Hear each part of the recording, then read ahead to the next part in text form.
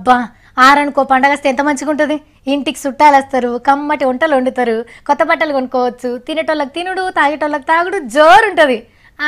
ఆరానికేంది రోజుకో పండగ జరిగినా మంచిగానే ఉంటుంది. మరి పైసలు నువ్వేమన్నా ఇస్తావా అని గురుకోగుర్రి, గీళ్ళ కోసం చెప్తున్నావు అంతే.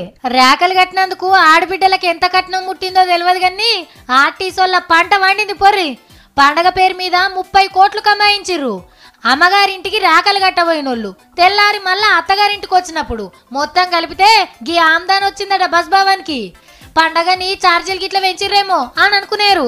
అదే టికెట్ కాకుంటే తిరిగేటోళ్ళు ఎక్కువ ఉంటారు కదా. ఇంకో పండుగకు పోయినా పోకున్నా, ఆడబెట్టినా పెట్టకున్నా అన్నకో తమ్మునికో రేక కడితే ఆడోళ్ళకదో తుర్తి.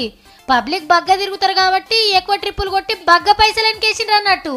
కానీ ఇట్లా పండగలకే ఆమ్దాన్ని పెంచుకున్నాడు కాకుండా దినం ఆమ్దాని రావాలంటే ఏం చేయాలో ఓ పారి ఆలోచన చేయండి సార్లు.